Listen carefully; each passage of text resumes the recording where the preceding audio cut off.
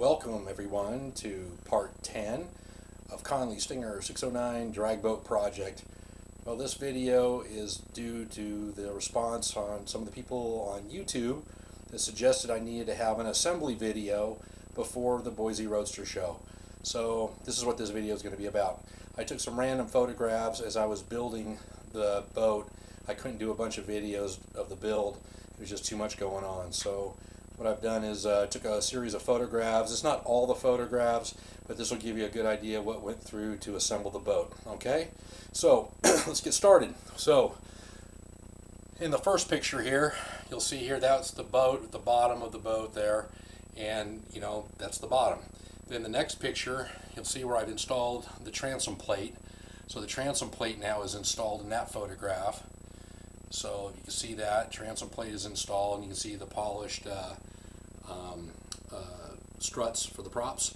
That's there, and then here's a shot, a different angle here of that same setup there, and then here's a picture of the back of the boat, and you can see the transom plate now from the top view of the back from the top.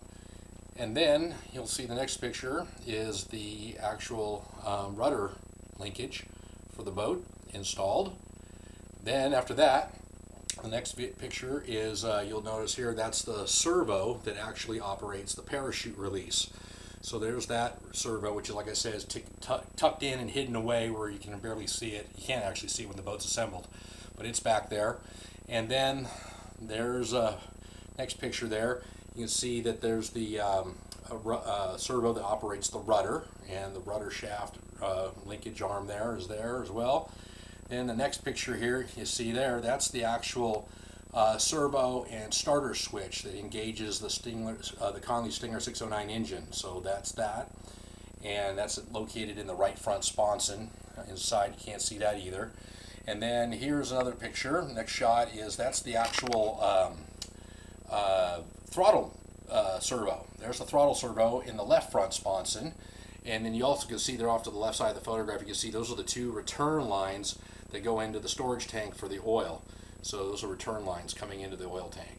And then next picture there is you'll see here, that is the oil filter coming. Basically there's a line that comes out of the oil tank, goes into the oil filter, and then there's a ball valve that turns on and off the oil flow to the engine.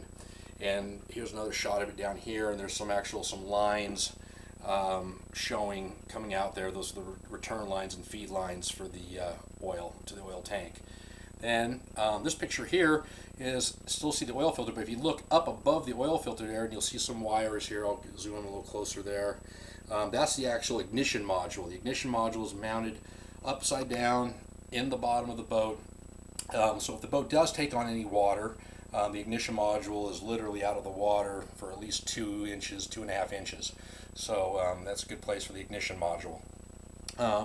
In this photograph here, it's hard to see here, but the big line coming in, that's the the water feed line that goes into a micro electric water pump.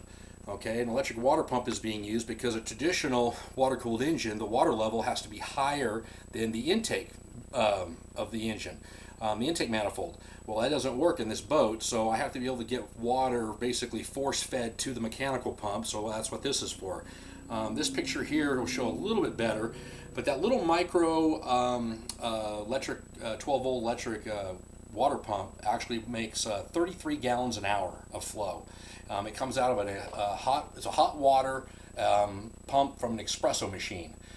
So it's meant for a hot boiling water for an espresso machine, so the hot boiling water will have no effect to that thing because that's what it's made for.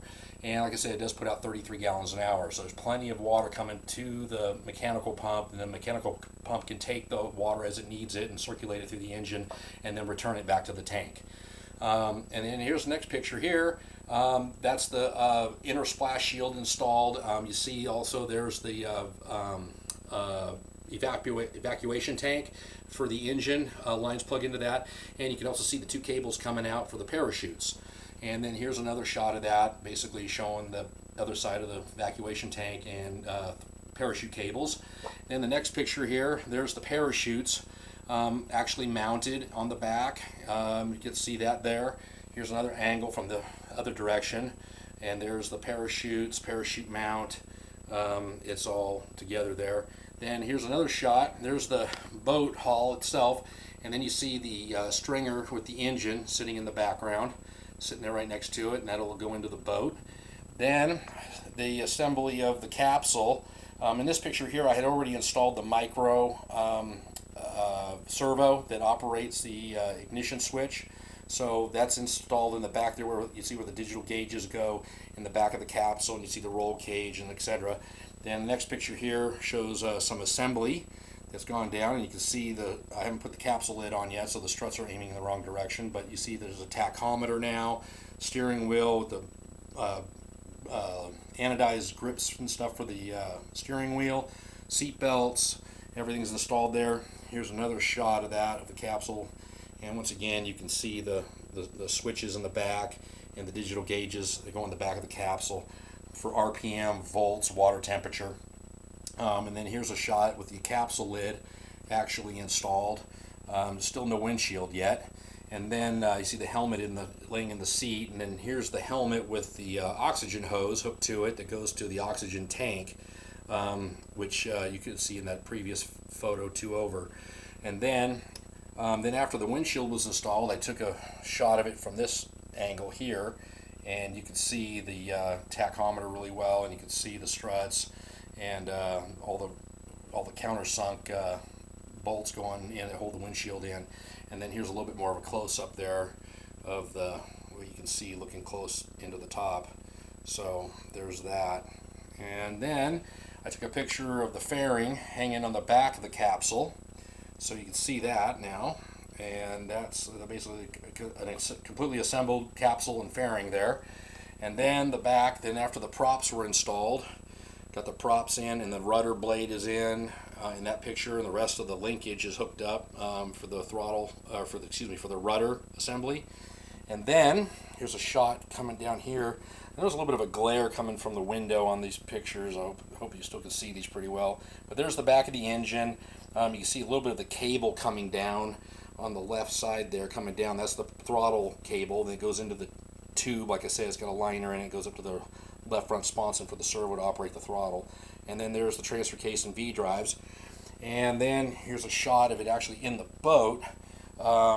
And you can see it there installed in the boat. It's really a tight fit. Everything in this boat's a tight fit. I put the capsule in here and took a picture here just so you can see how tight everything fits in this boat. I mean, it's like a real boat. Unfortunately, in a real boat, you still have room to get your arms in there to do something.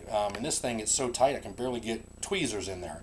Little needle nose pliers is tough. It's really tight to get anything in there. So, but you can see how tight the V-drives fit up to the capsule. And I've actually made this boat so realistic that it's almost impossible to work on. But I'm getting through it. It's going to work. And then here's another shot there of the back of the boat with the engine now installed there. And you see the back. And then we're going to go over here. This is after decals. This is what the boat kind of looks like after it's fully assembled. It turned out amazing. I'm really happy with the way it looks. All the detail, right down to the rod that comes from the capsule all the way up to the top of the supercharger, to the injector there for the rope guide that would normally be on a real drag boat. So I even got that on there for detail. And then here's another shot of the back of the boat, a little bit of a higher view there. See the injector, and parachutes and everything, the rudder assembly. And then here's a shot of the back of the boat, and you can see that really good now. And there's the injector sitting up there, all proud. Anyway, and parachutes and everything's ready to go, and the lines are all hooked up. And then here's a shot of that holding rope guide that goes from the injector and goes down to the capsule. And that's, like I said, that was the final detail, final thing I actually built for this thing. And it's done. So there's that. And then I've got a cradle that I built. I call it a coffin. Anyway, it holds the engine, and it's fully padded all the way around it and everything, so it can't get banged up during transportation. So anyway, so there you go, guys.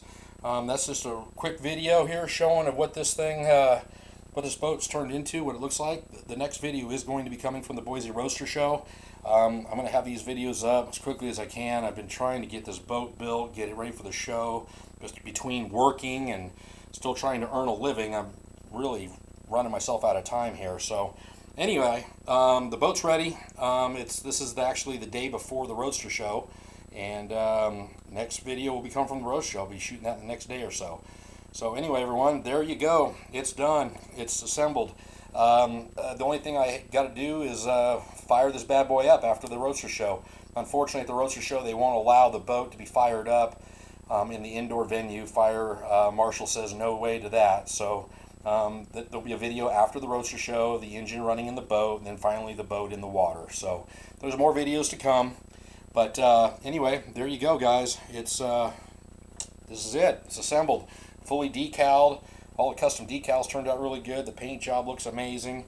Like I said, really happy with the way the boat's turned out. And there we go. All right, guys. That's it. I'm out of here. Take care. Look forward to number 11, Boise Roadster Show. See ya.